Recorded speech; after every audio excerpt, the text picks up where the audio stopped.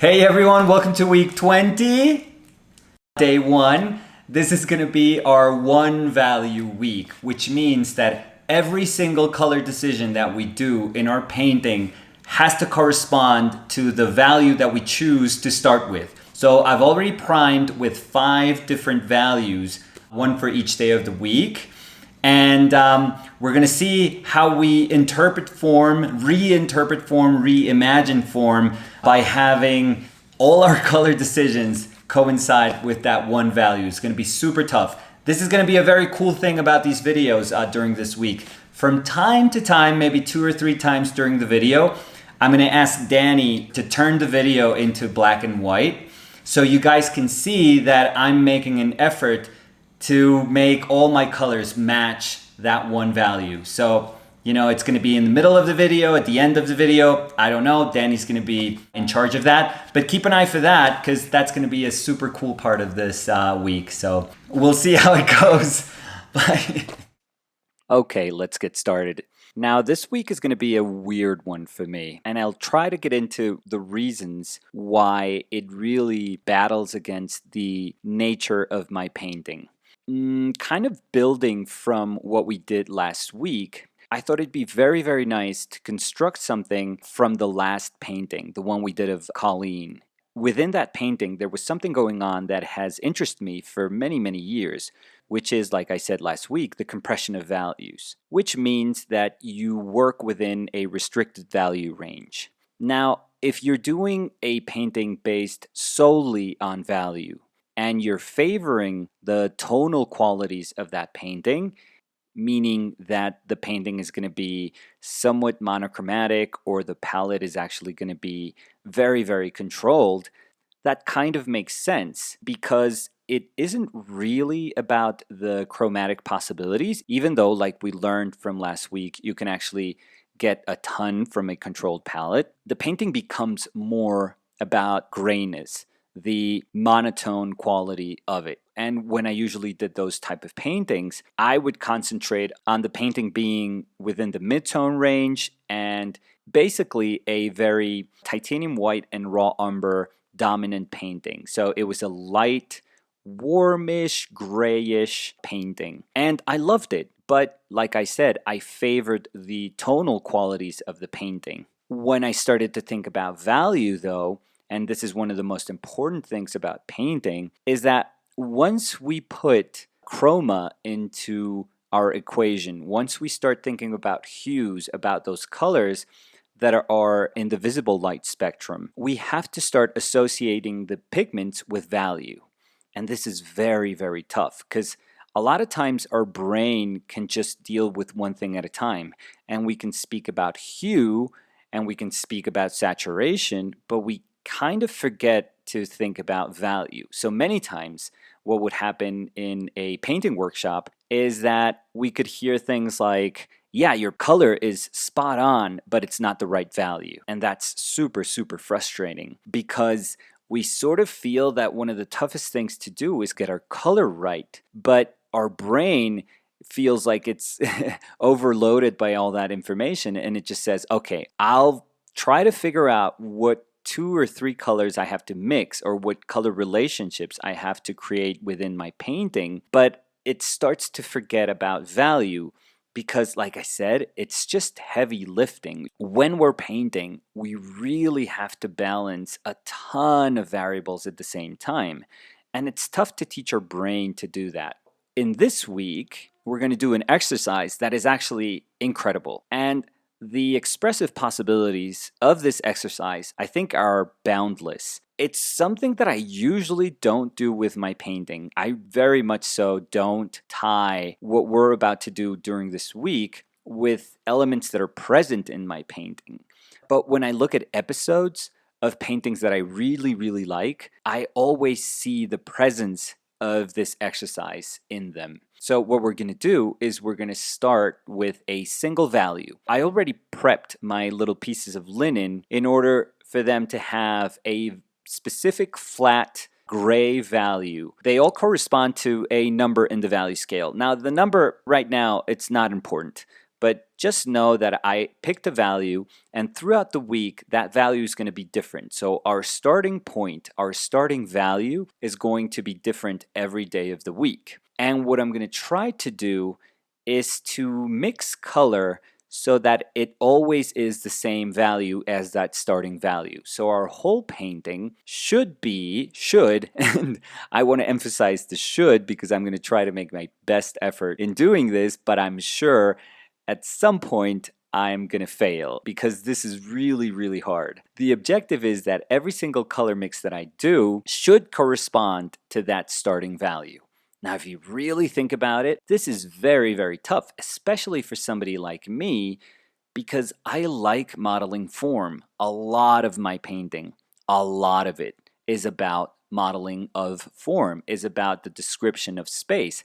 Now, sometimes I sacrifice the manner in which form is kind of understood or read in order to favor atmosphere. So I think that if you want to favor atmosphere like tonalist painters did, for example, you have to sacrifice the description of form a little bit. You can't just have something overly described and then deem it atmospheric. You almost always have to sacrifice some aspect of your painting to emphasize another. Even though I do understand myself, yes, as a tonalist painter many times, I think that my constant throughout the years has been form. The joy and the celebration of form. I love how to interpret in a two-dimensional plane a three-dimensional form. I love that we can speak about depth. I love that we can speak about volume. That has always been something that I've liked. So, if you really think about it, in this exercise, we kind of can't do that because the one thing we're going to sacrifice throughout the whole week is contrast. There's going to be no contrast in her painting. I'm probably going to fail at it, and I'm going to say minimal contrast then. I'm going to give it my best shot to try and just really, really eliminate contrast. By contrast, I'm referring to contrast in terms of value. All we have left is just the way we can organize color within our painting. And I'm going to try to make it about color, and I'm going to try to make it about a couple of relationships of different hues. Now, I could break the whole painting up into tons and tons of hues, but I'm going to give myself some leniency and see if I could find sometimes 2, sometimes 3, 4, 5 color relationships. But the truth is, if you really wanted to push yourself, you could break your form in as many colors as you want. And if those colors are of the same value, you should be able to quote unquote solve this exercise. But this is the tough part. Because I love form and because I love the three-dimensionality of form, I'm always going to try to be mindful that even though I can use, every single color relationship that I want, if they are the same value, I have to be mindful that I have to be able to describe light and shadow, that I have to be able to speak about how form turns in space. And that's very weird because whenever we say light and shadow, our brain is already thinking of something that's lighter and something that's darker. But that definition of lighter and darker does not work here. It does not, because everything is going to be the same value. So your brain is just battling with trying to understand how it can interpret light and shade. And midtones, there's not going to be any transition. The transition in terms of value is non-existent.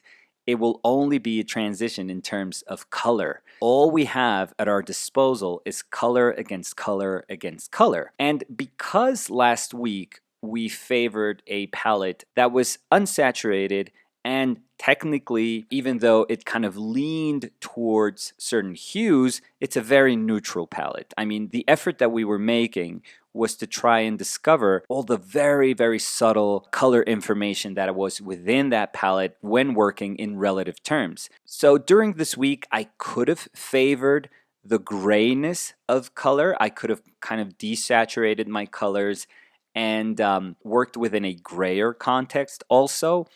But I wanted to see what would happen if I could acknowledge some of the chroma of that color and try to work with hues, try to have a varied range of hues while I was painting, just to make the exercise a little bit different from the week before. So it makes it very, very tough because I have to understand my light as a color, my midtones as a color, and my shade as a color.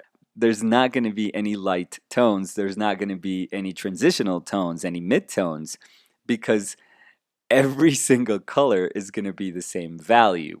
So again, even as I speak, my brain is trying to tell me, hey, there's no light. There's just going to be a different hue that we have to understand as light, but there's not going to be any value information within the painting that is convincing us that that is the light of the painting. So just imagine if you could take a Rembrandt painting and you can eliminate all the contrast from it. You can eliminate all the value information of it and just keep the hue. It would be very, very weird. It would almost be against the nature of what we're used to seeing. And we mentioned this last week, and this is something that's very important about the way we see, the natural way we see. We love contrast. Our human eye really, really loves contrast. And whenever it doesn't see contrast, it feels strange. Whenever things are presented to our eye, our mind's eye, because remember, it's not just our eye, it's the way experiences have shaped the way we perceive nature. Whenever something is presented to us that doesn't quite coincide with the way we experience things naturally, our brain just has to adjust very, very quickly because it feels something is wrong. Because it is used to a condition of light, sunlight, where we have light coming from above, where we're used to seeing ourselves presented to each other in a very, very specific way. So we totally understand what light is and what shadow is, and those things are actually elements that have enabled us to understand how our world is shaped, about the volume of our world, about how things in this planet, in this universe, they occupy space. We understand three-dimensionality because of the nature of our light.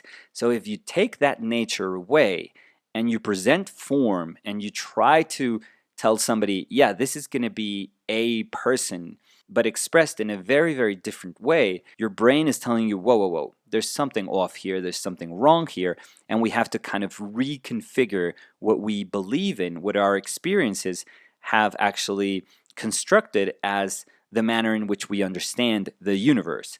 So the toughest thing to do here is exactly that, is to retrain our brains into saying, okay, this is actually form, but is being presented to me in information that has to do with color. And it's almost like you're sending all that information and your brain has to piece it together again. So it's super, super cool. And I find that paintings that can do that are actually quite engaging. And that's one of the things that actually made me gravitate towards wanting to make paintings that were grayer. Because I always thought, well, it's kind of easy and expected if you direct your brain through saturation and through contrast, because those are the things that we always, always love, that we just, again, naturally love because they are part of the way we are wired. But when you show your brain something that it's not used to, it's just like sparks are flying inside of us because they're trying to say, wow, this is a new experience. And we have to try to make a bigger effort to decipher what we're looking at. And I think that that is a fantastic way to just keep that relationship with the viewer, keep the fact that you are socializing your painting in a way where it activates once the viewer is engaged with it. This was true about the painting that I did last week of Colleen, where I was saying that there were episodes within paintings that I liked that would do this, but not usually. I'm not going to say ever, because obviously that's not the case, but you wouldn't usually see paintings that would solely follow a single value.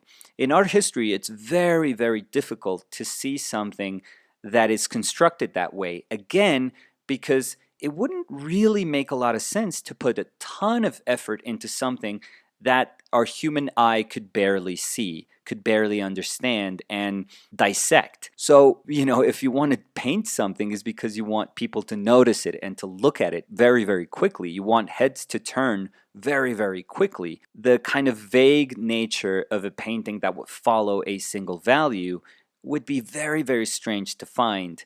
Like I said, as a whole of a painting, they don't exist that much, because there are areas of the painting where painters always felt the need to have tonal contrast. But there are episodes in paintings that are absolutely what we're talking about. And for example, I know I've spoken so much about Bonnard, about Pierre Bonnard, and honestly, the more I see, the more I read about him, he is a genius of a painter. He is a colossal artist. I really, really feel that we have yet to discover how incredibly impactful his work was. He, with other painters, Vuillard, for example, formed this group called Les Nabis. And Nabi referred to them as being prophets, which has some religious undertone that I don't know if I'm comfortable with. But honestly, if I look at Vuillard and Bonnard's paintings, if they want to call them prophets, I'll call them prophets. It sounds a little hyperbolic to just call somebody the prophets of painting, but oof, they were that good. I mean, they were absolute geniuses. And in both their cases, along with other Nabi painters, but I think that Vuillard and Bonnard are in a league of their own, really. In both their cases, there are moments within their paintings where they were trying to do this. Remember, they had a very heavy Japanese influence. And even though Japanese ukiyo-e prints would have contrast in them, remember that the way they interpreted form was quite different from anything that was a very Eurocentric manner of understanding form. Eastern printmaking was flatter and was more design based, and they did emphasize color relationships a lot. So imagine all this influence of presenting form in a way that was different from their Eurocentric tradition and trying to meld everything together with impressionistic and sort of post-impressionistic color theory. And what you got was Vuillard and Bonnard being able to present landscape and form and interiors where they would emphasize the quality and the relationships of color so much that they didn't really care if they had to sacrifice value, tonal value. They were way more interested in saying this is this shape of this color against this shape of this other color. And if they can have contrast, particularly contrast of complementaries or contrast achieved through the saturation versus the lack of saturation, if they could do that, they would use it. But most of the times, they were fine if they would just put two colors that didn't really contrast with each other. So they would kind of meld and get lost in each other. And they would use that constantly, and they didn't care. They were willing to, again, make a sacrifice of how an image would read, of how simple it was to read, how clear it was to read, in order to emphasize those color relationships, where I'm guessing all they were responding to was something that was emotional and could be interpreted through those colors. If you really think about it, it's one of the biggest sacrifices an artist can make, because we've spoken about how we have a desire to communicate. Even if there's a narrative or not, we have a desire to speak about something and then to socialize that message. So imagine if that message becomes obscure. That is the biggest sacrifice that you can make, because you are exchanging clarity for a explosion of expression. What we're going to try to achieve during this week, and again, this is super, super hard for me because it goes against what I naturally do, is that we're going to favor those very expressive moments of color, or as expressive as I can be. I think I'm very measured with my color, and I have a small palette, and I'm working within a very small palette. So I'm guessing that those color relationships are going to be small, but we're exchanging clarity for those notions of expression. Now, in this first one, I didn't want to say it right from the start. I was waiting till the end, but this is a Zorn palette. Remember, my lightest white, if you want to think about it in terms of white being as monochromatic, is going to be that gray value. So everything that I have to lighten with, if I chose to lighten it with titanium white, would have to be lightened by that gray value. Now, obviously, I can also use yellow ochre to lighten because yellow ochre is a light color. So it actually kind of redefines that Zorn palette so much that if I had told you Zorn palette from the start and you would see this painting, it just wouldn't make sense. It would make absolutely no sense.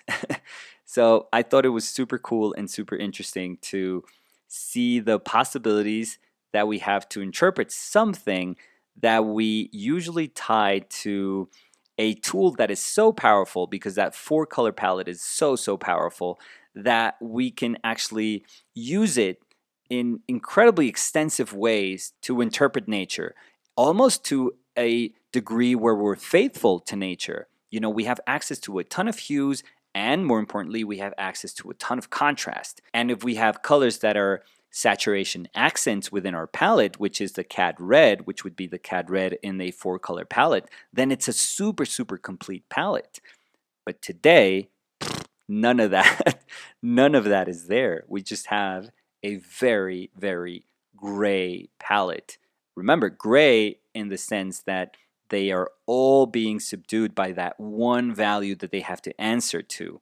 So it's really cool to see how that palette behaves when it has to obey this one single value. So that's going to be the exercise for this week. I hope that you guys are going to enjoy it, because for me, it's going to be terrible. For me, it's going to be so hard. But I love putting myself through these challenges because, again, it just teaches me about painting constantly. It redefines my idea of painting. I don't think of it as these exercises making me a better painter. I don't really care about being better or worse. That definition just doesn't live in my brain anymore. What I care about is understanding my tools and having a tighter relationship with them, and just really feeling a connection with them in order to make my effort to understand my place in this world.